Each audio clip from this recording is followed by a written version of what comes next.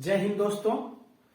आज से मैं फिजिक्स का क्लास लेने वाला हूं और जनरल कंपटीशन में जितने भी फिजिक्स के प्रश्न आते हैं उस प्रश्न को हम लोग देखने वाले हैं कि किस प्रकार से जनरल कंपटीशन में, सारे जनरल कंपटीशन में किस प्रकार के प्रश्न फिजिक्स से आते हैं।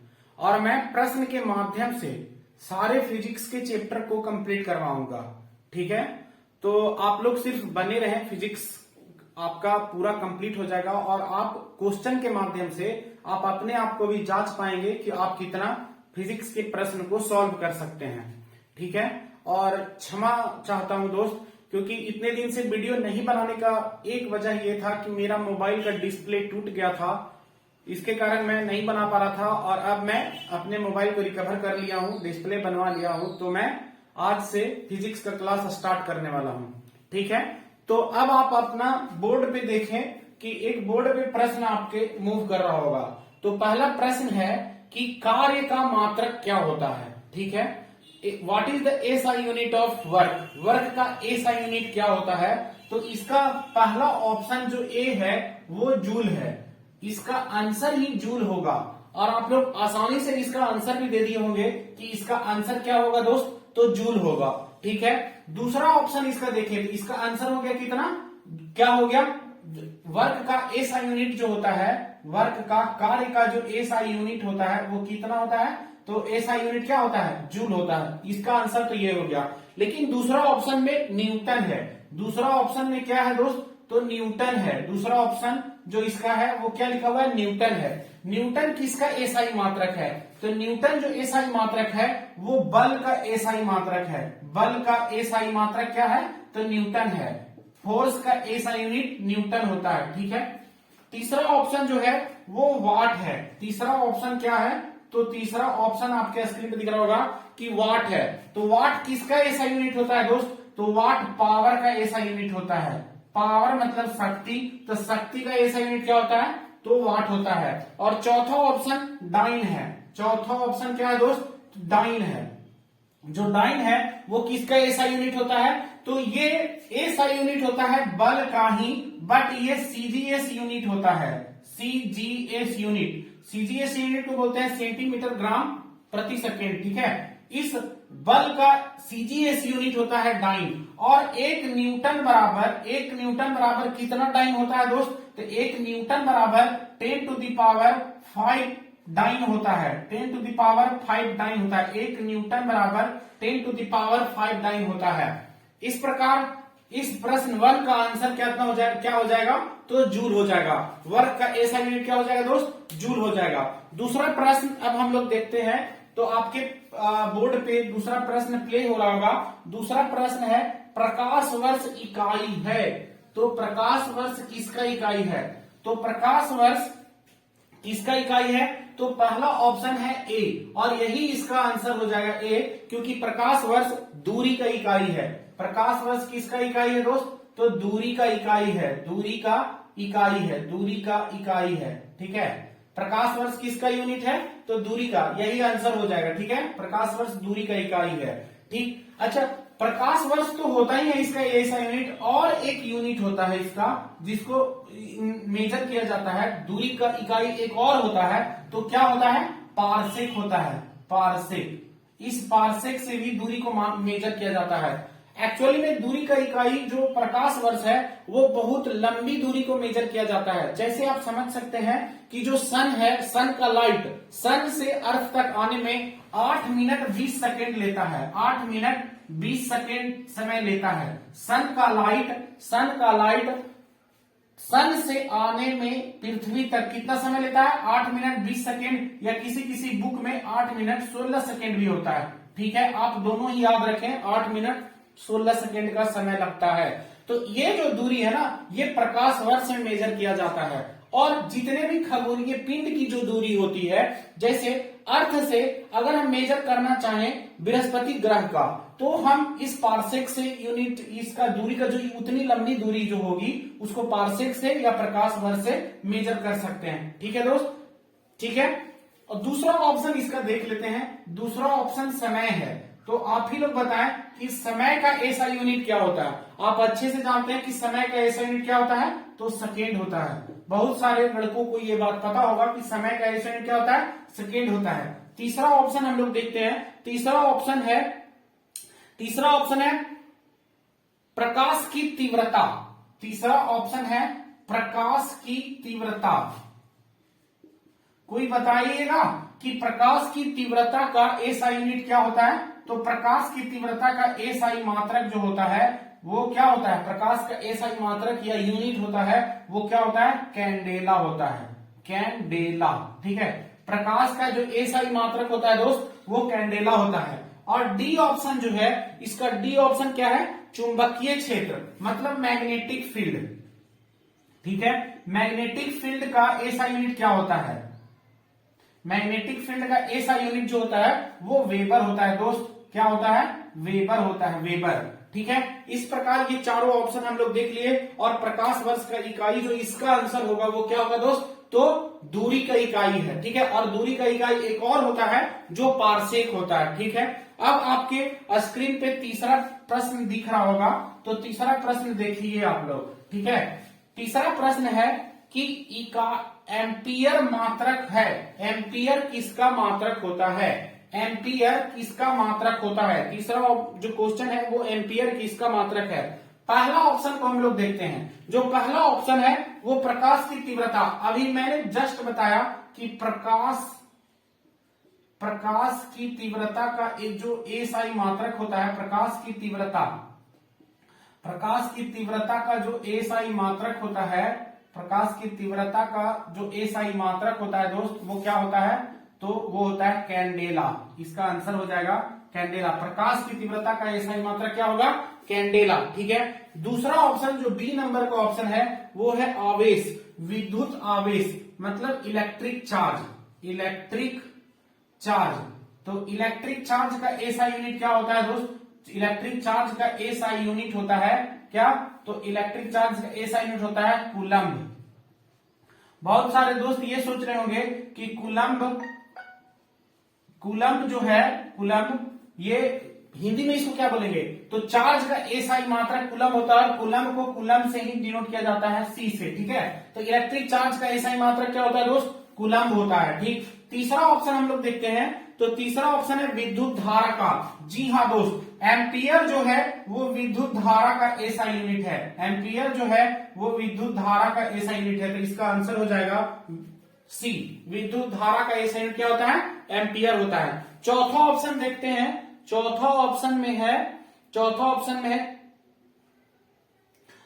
ऑप्शन जो है इसका दोस्त, ठीक है, चौथा ऑप्शन है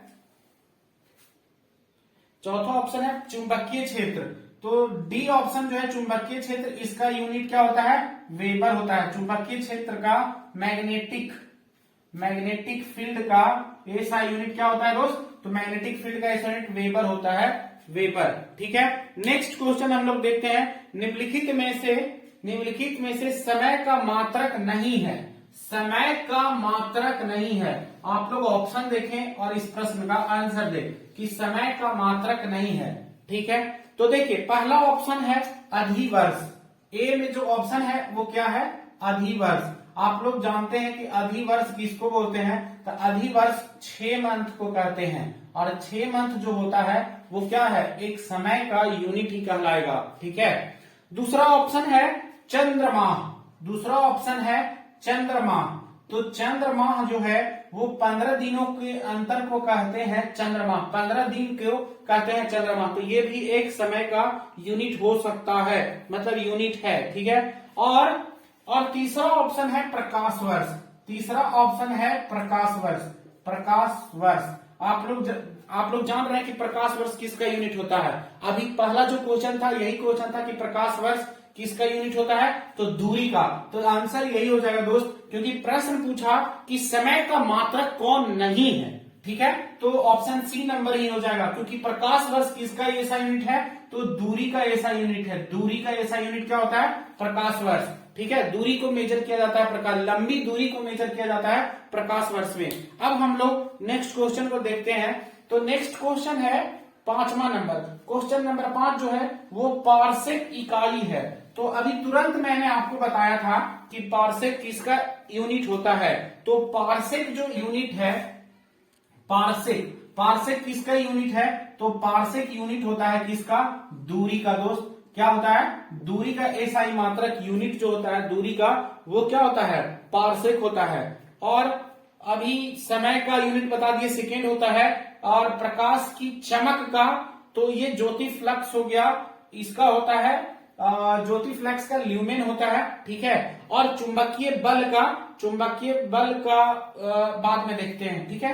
क्वेश्चन नंबर 6, ये तो इसका आंसर हो गया पारसेक। दूरी का एसआई मात्रक क्या है? तो पारसेक है, ठीक है। नेक्स्ट क्वेश्चन हम लोग देखते हैं, क्वेश्चन नंबर 6।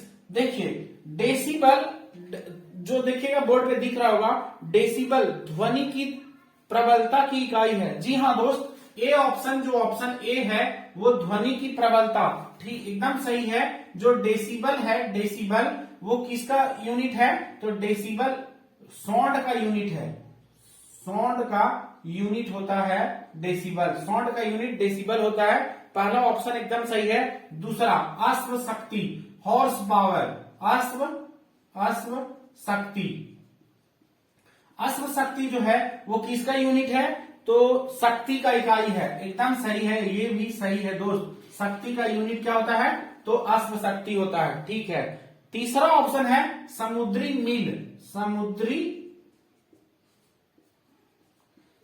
मील तीसरा यूनिट है समुद्री मील, जो किसकी इकाई है? तो दूरी की इकाई है, एकदम सही है, ये भी सही है। दूरी की इकाई का मेजरमेंट समुद्री मील से भी किया जाता है। तो डी ऑप्शन इसका गलत होगा दोस्त, इसका ऑप्शन डी गलत होगा। इनमें से कौन नहीं है, ठीक है। क्वेश्चन था कि कौन सा एक सुमेलित नहीं है, तो डी सुमेलित नहीं है। बिकॉज ये कह रहा है कि जो सेल्सियस है, सेल्सियस यूनिट होता है हीट का, जो एकदम रॉन्ग है। हीट का ऐसा यूनिट जो होता है ना, हीट का जो यूनिट होता है, हीट का यूनिट क्या होता है दोस्त? तो हीट का यूनिट होता है जूल।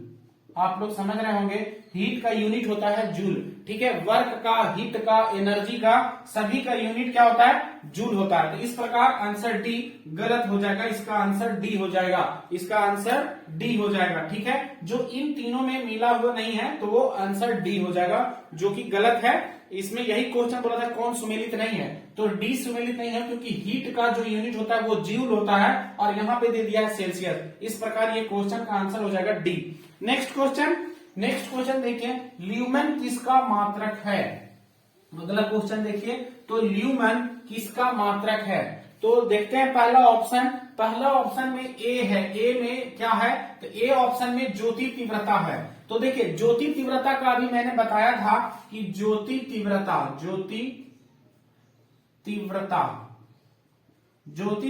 का जो एसआई मात्रक होता है दोस्त, वो क्या होता है? तो कैंडेला होता है। अभी मैंने बताया था ये कि ज्योति तीव्रता का जो एसआई मात्रक होता है वो क्या होता है? कैंडेला होता है, ठीक है। तो पहला ऑप्शन तो नहीं होगा, बी ऑप्शन देखते हैं। बी ऑप्शन में दिया हुआ है कि ज्योति फ्लक्स का, जी हाँ दोस्त, ज्योति फ्लक्स का यूनिट जो होता है, ज्योति फ्लक्स का जो यूनिट होता है वो क्या होता है? तो ल्यूमेन होता है, ल्यूमेन। ज्योति फ्लक्स का ऐसा यूनिट क्या होता है दोस्त? ल्यूमेन होता है, और यही इसका आंसर है। ऑप्शन बी इसका सही है, ऑप्शन बी, इस क्वेश्चन का ऑप्शन बी सही है। नेक्स्ट क्वेश्चन देखते हैं, पास्कल इकाई है, पास्कल किसका इकाई होता है? अगला क्वेश्चन है कि पास्कल किसका इकाई होता है? तो पास्कल दाब का इकाई होता है। पास्कल किसका इकाई है? तो दाब का मतलब प्रेशर का ऐसा यूनिट क्या होता है दोस्त? तो प्रेशर का ऐसा यूनिट पास्कल होता है। और प्रेशर, एक पास्कल बराबर क्या होता है? तो एक पास्कल बराबर होता है 1 न्यूटन का बल divided by 1 metre square, divided by 1 metre square. मतलब दाब बराबर क्या होता है दोस्त? तो दाब बराबर होता है फोर्स पर यूनिट एरिया, मतलब इकाई क्षेत्रफल पर लगने वाला बल को दाब कहते हैं। इकाई क्षेत्रफल पर लगने वाले बल को दाब कहते हैं। तो इसका आंसर हो जाएगा दाब का एसआई यूनिट पास्कल। पास्कल किसका यूनिट है? तो दाब का। देखिए ए ऑप्शन जो दिया हुआ है ना, ए ऑप्शन वो आर्द्रता। तो आर्द्रता को मेजरमेंट किया जाता है किससे? तो हाइग्रोमीटर से। हाइग्रोमीटर से आर्द्रता को किस चीज से मेजर किया जाता है दोस्त? तो हाइग्रोमीटर से। मैं आपको हाइग्रोमीटर के बारे में बताऊंगा बट अभी नहीं, आगे प्रश्न में आएगा हाइग्रोमीटर, ठीक है। तो आर्द्रता का मेजरमेंट किया जाता है हाइग्रोमीटर में, पहला ऑप्शन। दूसरा ऑप्शन तो इसका आंसर हो गया।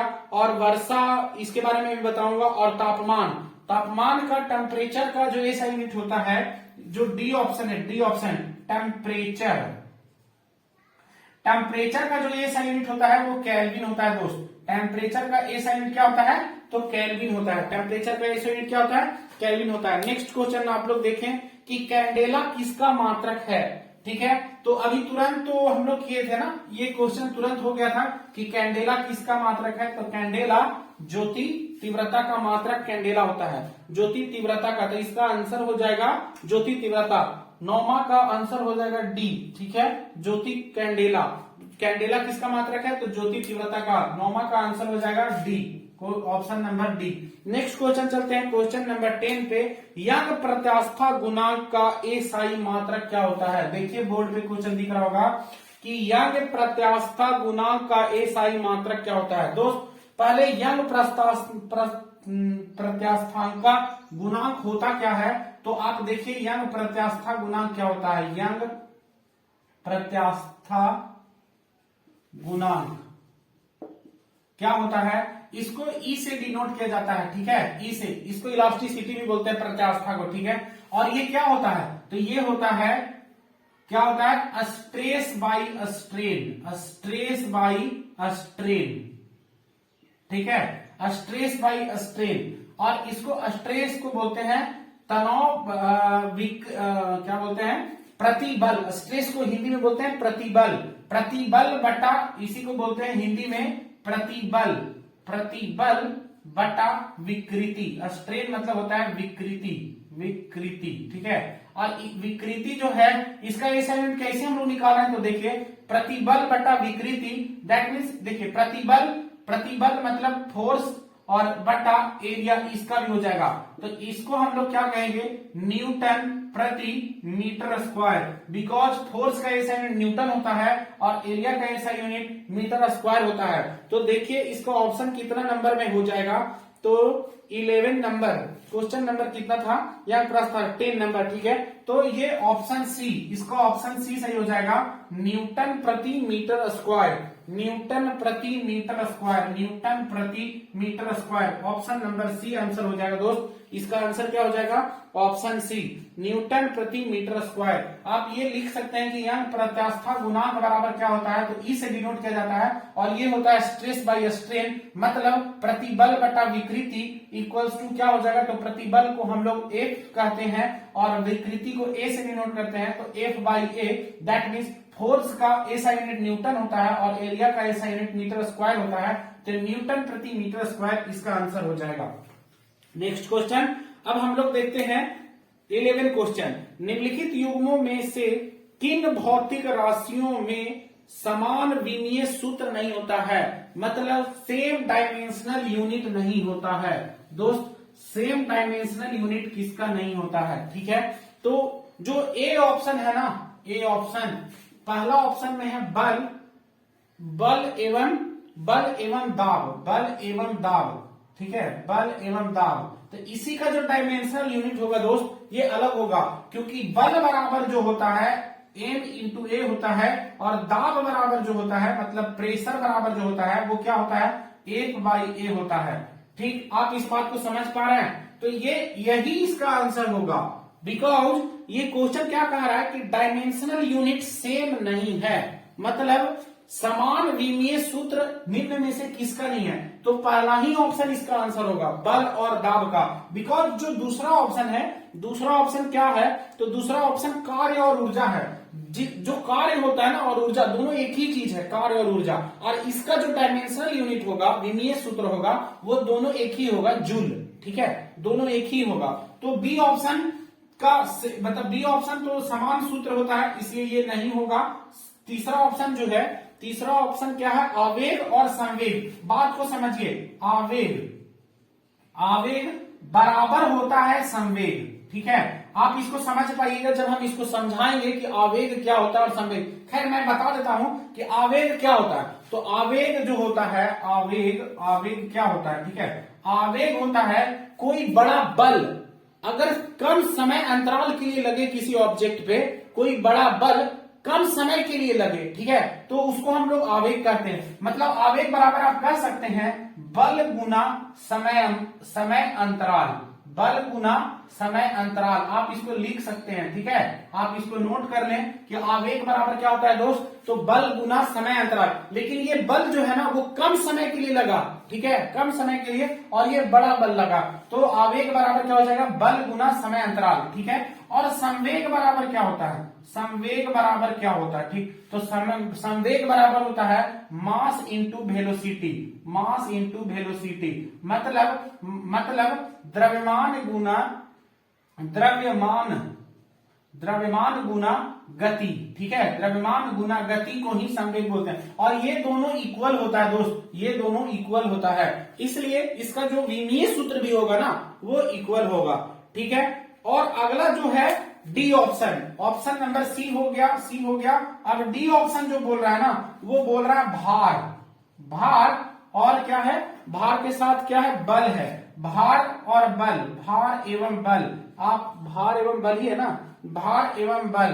ध्यान दीजिएगा दोस्त, जो भार होता है ना, भार जो होता है, भार बराबर क्या होता है? mgh होता है। वेयर m यहाँ मास है, g यहाँ ग्रेविटी है, और h जो कंसीडर करेंगे ना वो पृथ्वी के तल पे करेंगे, मतलब h यहाँ 0 हो जाएगा, बराबर इसी के बराबर बल हो जाएगा। बल जो है इसी के बराबर, क्योंकि बल बराबर क्या होता है? m गुना a होता है, और a जो है ना यहाँ पे ये ग्रेविटी को डिनोट करता है। ठीक, तो ये दोनों बराबर हो जाएगा। इस प्रकार इसका जो ऑप्शन ए है ना वही इसका आंसर हो जाएगा दोस्त, इसका ऑप्शन ए आंसर हो जाएगा।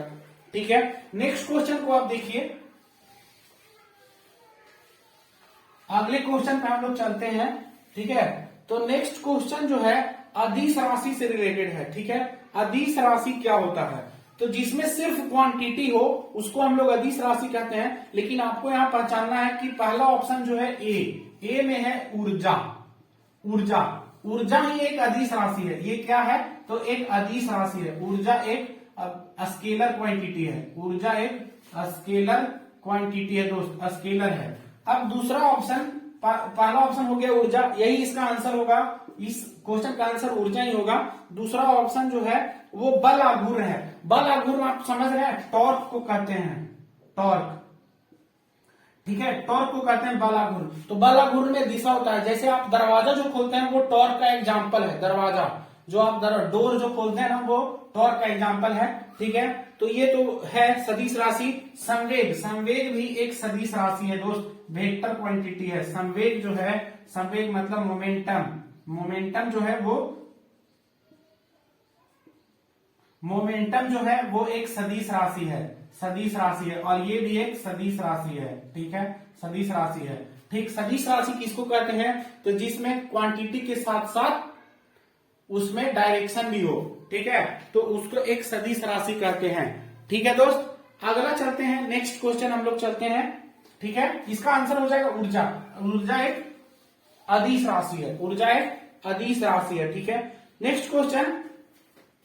आप लोग बहुत तेजी से मैं पढ़ा रहा हूं लगता है, तो आप लोग अपने आप को भी जांच रहे होंगे और देख रहे होंगे कि सारे ऑप्शन का एक्सप्लेनेशन कर रहा हूं दोस्त। तो अगर आपको मेरा मेहनत अच्छा लग रहा हो तो प्लीज चैनल को सब्सक्राइब करें और लाइक भी करें, क्योंकि उससे मेरा मोटिवेशन बढ़ता है और भी अच्छे अच्छे वीडियो बनाने का मोटिवेट होते हैं। ठीक है, तो नेक्स्ट क्वेश्चन अगला देखते हैं दोस्त। दूसरा क्वेश्चन है निम्नलिखित में से सदिश राशि है। पहला ऑप्शन क्या है? तो पहला ऑप्शन ए में वेग है, वेग। ठीक है, वेग एक सदिश राशि है, तो इसका आंसर तो दोस्त यही हो जाएगा, सदिश राशि। ठीक है, ये एक सदिश राशि है, तो यही इसका आंसर हो जाएगा, वेग। ठीक है, दूसरा ऑप्शन इसमें बोल रहा है द्रव्यमान। द्रव्यमान जो है वो सिर्फ क्वांटिटी रखता है, तो जो मास है, मास को द्रव्यमान बोलते हैं दोस्त। तो मास जो है वो एक क्या है? अदिश राशि है, अदिश राशि है। ठीक है, अदिश है। तीसरा ऑप्शन देखते हैं दोस्त। तीसरा ऑप्शन समय है, समय भी एक अदिश राशि है, समय भी अदिश राशि है। और चौथा ऑप्शन क्या है? चौथा ऑप्शन लंबाई है, लेंथ, डी जो लंबाई है, लंबाई, ये भी सिर्फ क्वांटिटी रखा हुआ है, तो ये एक अदिश राशि है। ठीक है, नेक्स्ट क्वेश्चन पे हम लोग चलते हैं। ठीक है, पदार्थ 14वां नंबर क्वेश्चन जो चल रहे हैं वो क्वेश्चन क्या है? पदार्थ के संवेग और वेग के अनुपात से कौन सी भौतिक राशि प्राप्त की जाती है? देखिए यहां क्वेश्चन को समझिएगा दोस्त। क्वेश्चन है पदार्थ के संवेग और वेग के अनुपात में बोल रहा है। अनुपात मतलब क्या होता है दोस्त? अनुपात मतलब डिवाइड होता है। ठीक है, सिंपल वे में अनुपात का मतलब डिवीजन होता है। ठीक, तो देखिए क्या बोला? संवेग और वेग का अनुपात, मतलब देखिए ये कह रहा है ना, संवेग बटा वेग बोल रहा है।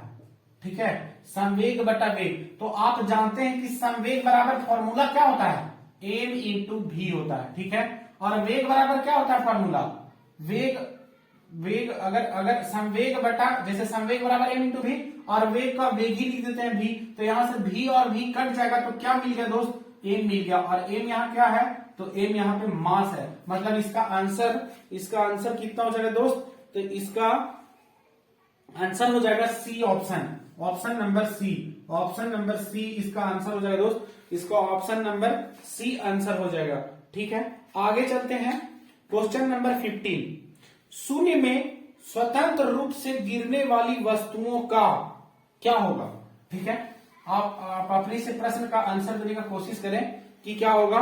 तो बोल रहा है शून्य में स्वतंत्र रूप से गिरने वाली वस्तुओं का क्या होगा? पहला ऑप्शन है समान गति होगी। ऑप्शन देखिए पहला नंबर, समान गति होगी, समान वेग होगा, या फिर समान त्वरण होगा, या फिर समान बल होगा।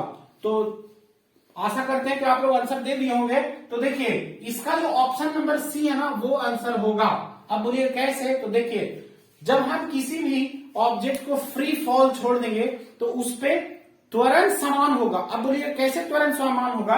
क्योंकि एक्सेलरेशन ड्यू टू जो ग्रेविटी होता है, एक्सेलरेशन ड्यू टू जो ग्रेविटी होता है उसी को त्वरण कहते हैं, उसी को त्वरण कहा जाता है। किसके रिस्पेक्ट में? पृथ्वी के रिस्पेक्ट में। जो ये जी है, तो ये जी का जो मान है, स्मॉल जी का मान है, वो क्या होता है? 9.8 न्यूटन, 9.8 न्यूटन होता है दोस्त। तो ये जो स्मॉल जी का मान होता है 9.8 न्यूटन, तो यही ना कांस्टेंट है जो इतना ही से उसको कोई भी ऑब्जेक्ट को अपनी ओर खींच रहा है। ठीक, तो आप लोग सोच रहे होंगे कि इसका पहला ऑप्शन क्यों नहीं होगा, कि इसका जो पहला ऑप्शन है समान गति होती है, तो समान गति नहीं होगा दोस्त, क्योंकि जब वो इनिशियल में था उसमें, जैसे इसको हम मान लीजिए इस पेन को अगर हम छोड़ें, ठीक है, तो ये जो छोड़े ना यहां से, ठीक है, तो वहां का स्पीड और जब मेरे हथेली पे गिरा उसका स्पीड में अंतर होता है दोस्त। आप लोग कभी देखे होंगे कि जो पहला शुरुआती का जो स्पीड है और लास्ट का स्पीड अलग अलग हो जाता है। ठीक है, तो समान गति नहीं होगा, इसका आंसर ही होगा यही। ठीक है, सी ऑप्शन नंबर होगा, ऑप्शन नंबर सी, मतलब त्वरण समान होता है। ठीक है, त्वरण मतलब जी, ठीक है, ग्रेविटी समान होता है, पृथ्वी पर लगने वाला जी ऑलवेज समान होता है, जो कितने के बराबर होता है? 9.8, जो यही त्वरण है, तो ये समान होता है। ठीक, तो इसका आंसर कितना हो जाएगा दोस्त? C number. आगे चलते हैं नेक्स्ट क्वेश्चन बोलता है कि जब 2 kg वाले द्रव्यमान पर 5 न्यूटन का बल लगाया जाता है तो उत्पन्न होने वाला त्वरण होगा। अब यहाँ पे एक न्यूमेरिकल आ गया है, तो देखिए ये कह रहा है ना 2 kg के द्रव्यमान वाला 5 न्यूटन का बल लगाया जाता है तो उत्पन्न होने वाला त्वरण होगा। देखो दोस्त, बहुत सारे जो लड़का होगा वो यूज कर रहा होगा A बराबर V minus U by T. भाई मेरे यहाँ पे ये इस एक्सेलरेशन का यूज नहीं है। आप बात को समझिए। देखिए यहां जो ये क्वेश्चन में है वो मास कितना दे रखा है, तो मास दे रखा है 2 केजी का, ठीक है, क्या लिख दिए 2 केजी। मास कितना दे रखा है, एम दे रखा है 2 केजी, ठीक है। और जो बल है एक फोर्स, वो बल कितना लगाया है, तो 5 न्यूटन का बल लगाया है। और हम लोग जानते हैं कि बल बराबर क्या होता है, तो हम लोग जानते हैं कि बल बराबर एम इंटू ए होता है, हम लोग जानते हैं ना दोस्त। तो चलो इसी का यूज करते हैं, बल बराबर एम इंटू ए का। तो देखो यहाँ पे तो बल कितना दिया हुआ है 5 न्यूटन, इसके जगह पे एफ पे हम रख रहे हैं 5 न्यूटन बराबर, ठीक है।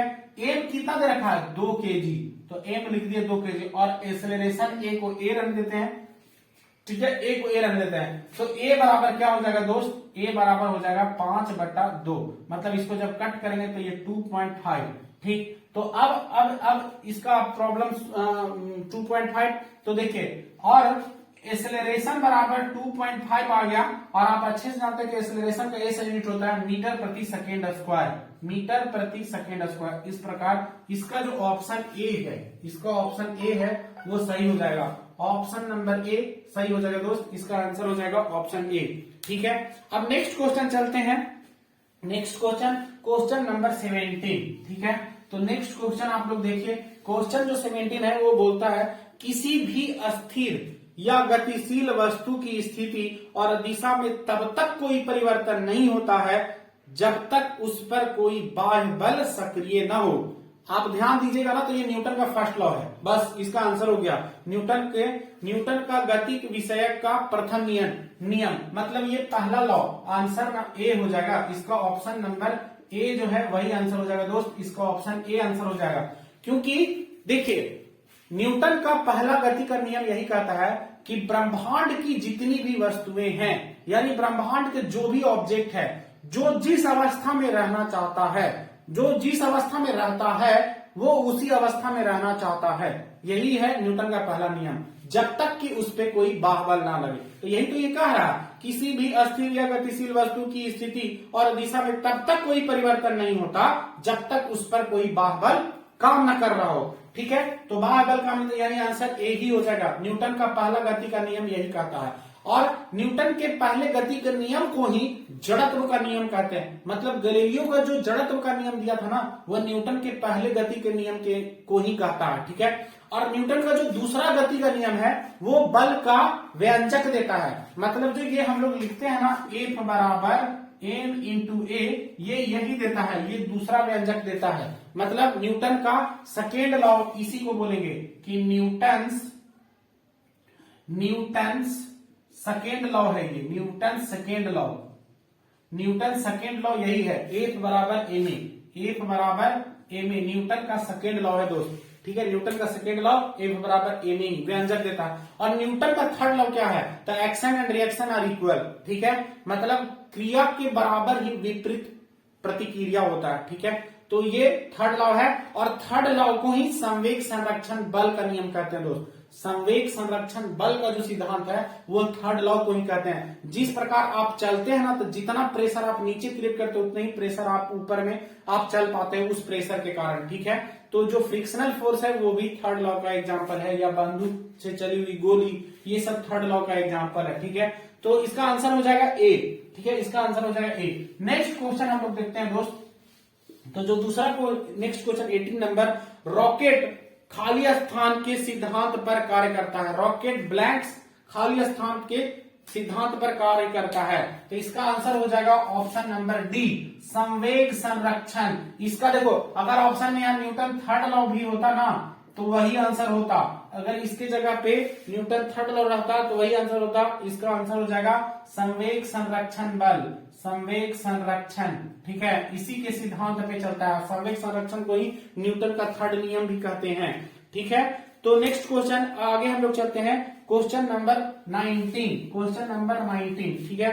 तो क्वेश्चन है, अश्व यदि, मतलब घोड़ा यदि एकाएक चलना प्रारंभ कर दे तो अश्वरोही के गिरने की आशंका का कारण क्या है। मतलब अच्छा, आप बैठे हुए हैं घोड़ा पे और अचानक घोड़ा चला तो आप पीछे की ओर जो मतलब गिर जाते हैं, वो जो पीछे की ओर गिर जाते हैं वो किस कारण से होते हैं? तो देखिए, न्यूटन के फर्स्ट लॉ को आप दो तरह से डिवाइड कर सकते हैं। पहला, न्यूटन के गति का नियम, मतलब जड़त्व। देखिए, न्यूटन के फर्स्ट लॉ को ही जड़त्व का नियम भी कहते हैं, ठीक है। तो एक होता है गति जड़त्व और एक होता है स्थिरांक जड़त्व, ठीक है। तो यहां पे क्या हो जाएगा, यहां पे विश्राम जड़त्व का ही आंसर आएगा। इसका आंसर क्या हो जाएगा? विश्राम जड़त्व। क्यों? क्योंकि व्यक्ति घोड़ा पे विश्राम में था, विश्राम के मूड में था और अचानक वो चला तो वो पीछे की ओर मुड़ गया। तो इसका ऑप्शन नंबर कितना आंसर हो जाएगा दोस्त? सी। इसका ऑप्शन नंबर सी आंसर हो जाएगा, विश्राम जड़त्व। विश्राम जड़त्व, ठीक है। इसका आंसर हो जाएगा विश्राम जड़त्व, ठीक है। क्यों? क्योंकि न्यूटन के जो फर्स्ट लॉ है उसको गैलीलियो का जड़त्व नियम भी कहते हैं, और गैलीलियो के जड़त्व नियम को दो तरह से आप डिवाइड कर सकते हैं, गति जड़त्व और विश्राम जड़त्व। विश्राम जड़त्व का तो ये एग्जाम्पल हो गया। नेक्स्ट में देखिए अगर मिल जाता है, देखिए मिल ही गया। क्वेश्चन नंबर 20 देखिए। क्वेश्चन नंबर 20 बोलता है कि चलती हुई बस जब अचानक ब्रेक लगती है तो उसमें बैठे हुए यात्री आगे की दिशा में गिरते हैं। इसको किसके द्वारा समझाया जा सकता है? तो ये न्यूटन का पहला नियम को ही बोलते हैं, ठीक है। तो ये इसको बोलेंगे गति जड़त्व। इसका आंसर ऐसे, इसका आंसर बी हो जाएगा दोस्त, ठीक है। इसका आंसर हो जाएगा न्यूटन का पहला नियम, न्यूटन का फर्स्ट नियम, न्यूटन का फर्स्ट नियम, फर्स्ट लॉ, ठीक है। और इसी को जड़त्व का नियम भी कहते हैं, गैलीलियो का नियम भी कहते हैं। और फर्स्ट लॉ को दो भाग में हम लोग डिवाइड कर सकते हैं, गति जड़त्व और विश्राम जड़त्व। जो इससे पहले जो क्वेश्चन था घोड़ा वाला, वो विश्राम जड़त्व का एग्जाम्पल था और ये गति जड़त्व का, लेकिन इसमें गति जड़त्व का ऑप्शन नहीं है, इसलिए ऑप्शन नंबर बी इसका आंसर हो जाएगा दोस्त। इसका ऑप्शन नंबर बी आंसर हो जाएगा। नेक्स्ट क्वेश्चन देखते हैं कि बल का गुणनफल है, बल का गुणनफल है, ठीक है। इसके बाद क्लास को ऑफ करेंगे क्योंकि बहुत ज्यादा समय हो गया है दोस्त, ठीक है। तो 20 क्वेश्चन मैंने करवा दिया है, बट एक क्वेश्चन आपके लिए मैं छोड़ रहा हूं। बल का गुणनफल है, बल का गुणनफल क्या होता है? बल का गुणनफल क्या होता है? आप लोग इसको बता सकते हैं, ये पूछ नहीं है। ए बराबर ये एम इंटू ए ही है, ठीक। तो यहां क्या हो जाएगा? बल का गुणनफल द्रव्यमान, क्योंकि एम को हम लोग किस चीज से डिनोट करते हैं? द्रव्यमान से, और ए को त्वरण, ठीक है। तो इसका आंसर हो गया द्रव्यमान गुना त्वरण। कहां पे है? ऑप्शन नंबर, ठीक है, बी। तो इसका आंसर हो जाएगा ऑप्शन नंबर बी दोस्त। कैसा लगा ये सेशन आपको? आप कमेंट करके बताएं और प्लीज मेरे मेहनत को साकार करें और प्लीज शेयर एंड सब्सक्राइब करें एंड लाइक करें।